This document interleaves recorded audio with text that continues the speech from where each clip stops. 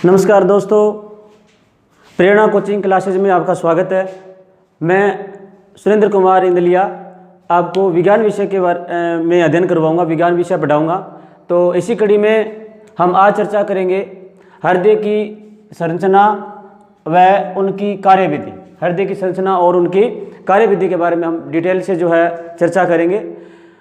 तो सबसे पहले हम चर्चा करते हैं कि हमारे शरीर के अंदर रक्त के परिसंचरण के लिए एक विशेष प्रकार का ऑर्गन पाया जाता है जिसको हम कहते हैं हृदय, जिसको हृदय कहते हैं, हृदय कहा जाता है। और यह जो हृदय है वो एक, हम यूं कह सकते हैं कि जैसे इंजन के अंदर एक नोजल पंपिंग की तरह कार्य करती है, उसी अनुसार यह हमारे शरीर के अंदर जो हृदय है वो पंपिंग क्रिया को करता है। यानी पंपिंग क्रिया के द्वारा ब्लड को पूरे शरीर के अंदर विभिन्न कोशिकाओं और ऊतकों तक पहुंचाता है। तो इसी कड़ी में देखो हम बात करते हैं हृदय। तो हृदय जो होता है मानव के अंदर जो है एक यूं कह सकते हैं कि बंद मुट्ठी जो होती है उसकी आकृति का होता है, और इसका रंग जो है वो गुलाबी कलर का होता है। और इसमें 4 कक्ष या फिर जिसको हम कोष्ठ कहते हैं वो पाए जाते हैं। मानव के अंदर जो हृदय, इसके अंदर तो 4 कोष्ठक होते हैं। जैसे बात करें हम, एक होता है बायां आलिंद, दूसरी हम बात करें बायां नील्य, तीसरी हम बात करें दायां आलिंद, और 4 नंबर पर हम बात करें दायां नील्य। तो ये 4 कक्षक जो है मानव का जो हृदय होता है वो 4 कोष्ठकों के अंदर, कक्षकों के अंदर बंटा होता है। लेकिन यदि हम और बात करें, जैसे सरीसृप है या फिर उभयचर जो प्राणी होते हैं, उनके अंदर जो हृदय है वो 3 कोष्ठकों के अंदर बंटा होता है। यानी उसमें 2 आलिंद होते हैं और एक जो है नील्य पाया जाता है। तो मानव के अंदर जो है 4 कोष्ठक, बायां आलिंद, बायां नील्य, दायां आलिंद और दायां नील्य। अब हम ये देखेंगे कि ये जो 4 कोष्ठक है इसमें रक्त का जो है परिसंचरण किस प्रकार होता है। वैसे तो देखो बात करें तो हम यूँ कह सकते हैं कि रक्त के परिसंचरण के लिए हमारे शरीर के अंदर जो है पतली पतली नलिकाएं होती है, जिसको हमें धमनी, और दूसरी जो नलिका होती है उसको हम कहते हैं सीरा। इनको सम्मिलित रूप से रक्त वाहिनियाँ नाम दिया जाता है। और इन धमनी और सीरा के माध्यम से ही जो है रक्त के अंदर, शरीर के अंदर जो है हृदय जो है रक्त का परिसंचरण करता है, यानी लक्ष्य अंगों तक इन रक्त को जो है लेकर के जाता है। तो देखते हम हृदय की जो स्ट्रक्चर है वो कैसी होती है, यानी हृदय की संरचना जो है वो कैसी होती है।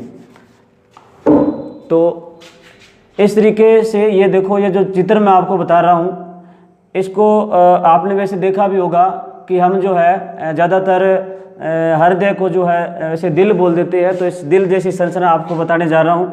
इसका जो ये बाहरी आवरण जो मैं आपको बना कर दिखा रहा हूँ, इसको हम कहते हैं हृदय आवरण। क्या नाम दिया जाता है? हृदय आवरण कहा जाता है इसको। और ये हृदय आवरण भी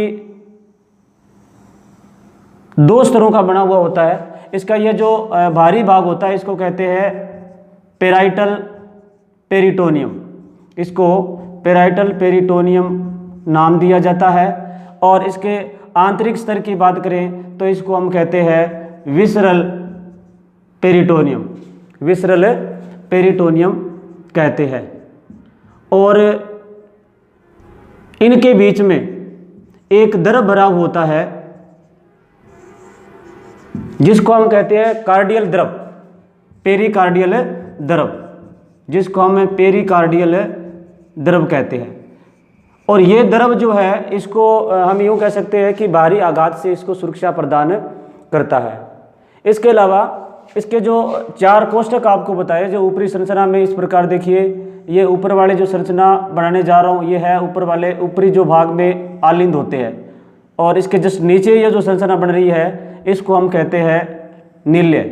2 आलिंद और 2 नील्य, इस प्रकार की संरचना हमारे शरीर के अंदर हृदय की जो है होती है। और ये ऊपर वाला ये है आपके, जैसे मैं आपके सामने खड़ा हूँ तो मेरा जो दायां और बायां जो भाग है डायरेक्ट यही डायग्राम मैं आपको बोर्ड के ऊपर बता रहा हूँ। इधर वाला जो आलिंद है इसका नाम हम लिखेंगे दायां आलिंद, दायां आलिंद। और इसके जस्ट नीचे ये जो आप कोष्ठक देख रहे हो ये होता है दायां निल्य, दायां निल्य। और इधर दूसरी ओर बायां आलिंद और नीचे बायां निल्य, बायां निल्य। अब दाएं आलिंद और दाएं निल्य के बीच में यहाँ पर बीच में एक यूँ कह सकते हैं कि एक छिद्र होता है जिनमें त्रिवलनी कपाट पाए जाते हैं, जिसको यहाँ पर मैं यूँ मान सकते हैं कि इसको छोटे छोटे 3 कोमा अक्षर से जो है दिखाया गया है, यानी इसको कहते हैं त्रिवलनी कपाट। क्या नाम दिया जाता है? त्रिवलनी कपाट के नाम से जानते हैं। इसी प्रकार बाएं आलिंद और बाएं निल्य के बीच में यहाँ पर भी सूक्ष्म छिद्र होता है, यानी हम यूँ कह सकते हैं कि इसमें वल्ल पाया जाता है, तो इसको हम कहते हैं द्विवलनी कपाट, द्विवलनी कपाट नाम देते हैं। इसी तरीके से और देखा जाए तो इनके बीच में ये जो आप देख रहे हो ये जो संरचना होती है बीच की, जो कि दोनों निल्यों को अलग अलग कर रही है, इसको नाम दिया जाता है विभाजक पट, इसको नाम देते हैं विभाजक पट। ये जो संरचना आप देख रहे हो इसको नाम देते हैं विभाजक पट। तो इस प्रकार हमारा जो हृदय है वो 4 कोष्ठों के अंदर जो है बंटा हुआ होता है।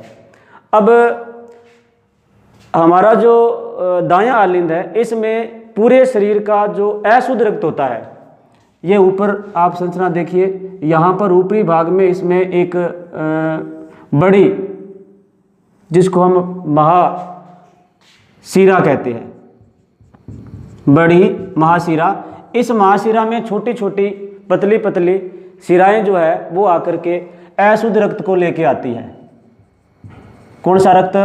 अशुद्ध रक्त। और अशुद्ध रक्त वो होता है जिसमें CO2 घुली हुई होती है। और इसी प्रकार बाएं आलिंद की हम बात करें तो इस बाएं आलिंद में जो है हमेशा ही शुद्ध रक्त आता है।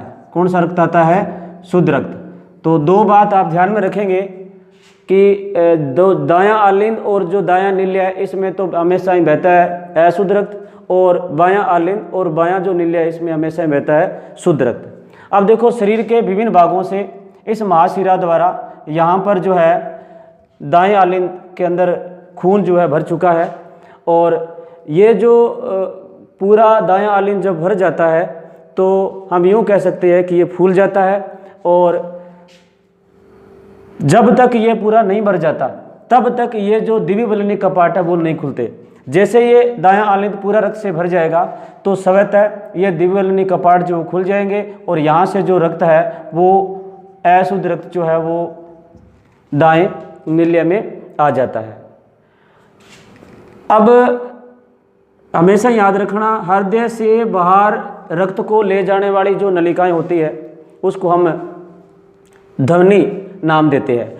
तो इस दाएं निल्य से एक बड़ी ध्वनि जिसको हम नाम देते हैं महाध्वनि, महाध्वनि, महाध्वनि भी नाम दे सकते हैं, लेकिन दूसरा और भी इसको नाम दिया जाता है क्योंकि ये अशुद्ध जो रक्त है वो शुद्ध होने के लिए फेफड़ों में जाता है।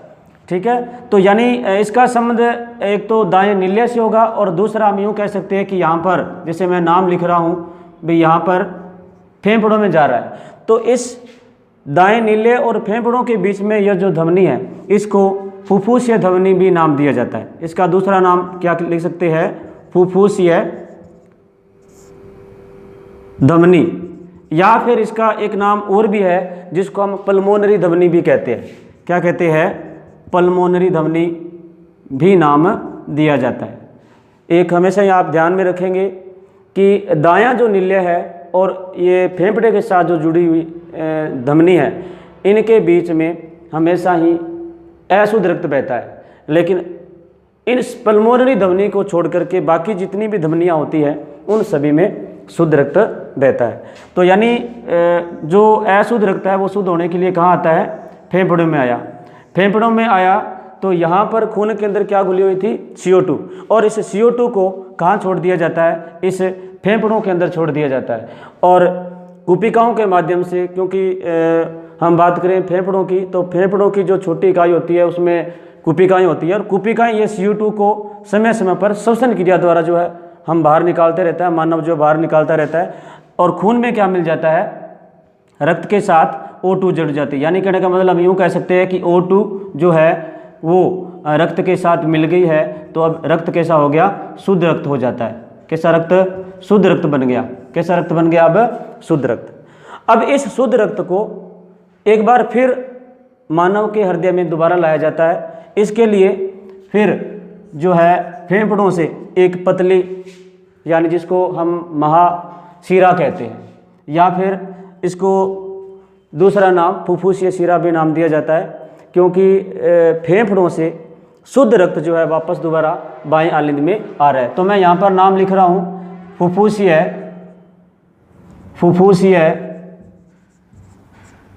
शिरा, या फिर इसका दूसरा नाम पल्मोनरी धमनी। दूसरा नाम क्या है, पल्मोनरी धमनी शिरा नाम दिया जाता है, पल्मोनरी शिरा नाम देते हैं। तो यहाँ से जो शुद्ध रक्त जो रक्त है वो बाएं आलिंद के अंदर आ गया, और बाएं आलिंद जब पूर्ण भर जाएगा तो इसमें प्रकुंचन होता है, और दाब द्वारा जो है ये नीचे इसके द्विबलनी कपाट जो आपको पहले बताए, तो ये स्वतः क्या हो जाते हैं, खुल जाते हैं। यानी शुद्ध रक्त जो है बाएं आलिंद से बाएं निल्य में आ जाता है। और जैसे ही बाएं निल्य में रक्त आएगा तो ये जो बाएं आलिंद है वो संकुचित हो जाता है, और निल्य रक्त भर जाने के कारण क्या हो जाता है, फूल जाता है। इस प्रकार हम यूं भी कह सकते हैं कि देखो ये जो ऊपर वाले दायां आलिंद और बायां आलिंद जो है, इनमें दोनों में एक साथ संकुचन की क्रिया और एक साथ प्रकुंचन की क्रिया होती है। एक साथ यदि दोनों आलिंद संकुचित हो गए है तो दूसरी ओर जो नीचे वाले, यानी हम यूँ कह सकते हैं दायां निल्य या फिर बाएं निल्य, ये क्या होते हैं, फैलते हैं। इसमें संकुचन हुआ तो ये नीचे वाले फैलते हैं।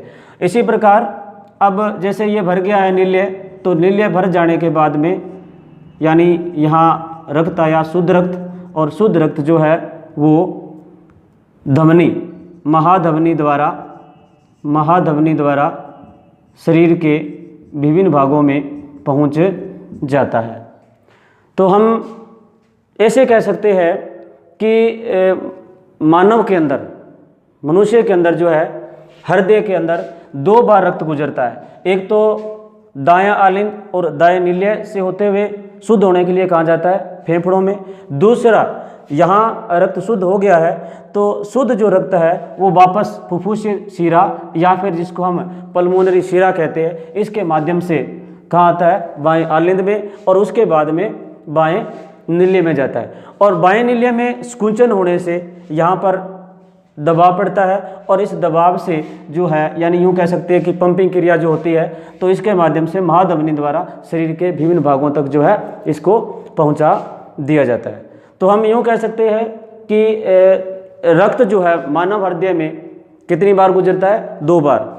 एक बार दायां आलिंद दायां निल्य, दूसरी बार बायां आलिंद और बायां निल्य में। इसीलिए हम ये कहते हैं कि मानव के अंदर जो ये रक्त परिसंचरण तंत्र जो होता है वो दोहरा रक्त परिसंचरण तंत्र पाया जाता है। तो इस प्रकार जो है मानव के अंदर ब्लड का जो है सर्कुलेशन होता है। एक चीज़ और आपको यहाँ पर ध्यान में रखनी होगी कि ये जो संकुचन और प्रकुंचन क्यों होते हैं, इसके लिए ये जो भाग है, यानी इसको हम यहाँ पर जो है एक उत्तक होता है जिसको हम कहते हैं नोडल उत्तक। क्या नाम दिया जाता है, नोडल उत्तक, यानी उसको हम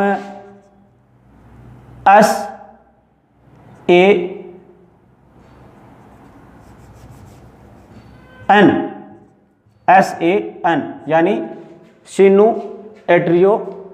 एट्रियल नोड, यानी शिरा आलिंद परव। क्या नाम देते हैं, शिरा आलिंद परव। तो शिरा आलिंद जो परव होता है दायां आलिंद के ऊपरी वाले भाग में यहाँ पर, और नीचे यहाँ इस भाग में नोडल उत्तक और पाया जाता है। यानी हम यूँ कह सकते हैं एक पेशी विन्यास जो है होता है इसमें। तो ये यहाँ पर पाया जिसको हम बोल देते हैं आलिंद नील्य पर्व, और ये आलिंद नील्य जो पर्व है इन्हीं के माध्यम से ही इन आलिंद और नील्य के अंदर संकुचन और प्रकुंचन की जो है क्रिया होती है। तो इस प्रकार जो है मानव के अंदर हृदय की संरचना और उनकी जो है कार्यविधि आपको बताई गई। और आगे जो है आपको इसी से संबंधित चर्चा करेंगे, ब्लड जो है उसका संगठन कैसा होता है, अगले वाले वीडियो के अंदर आपको बताएंगे।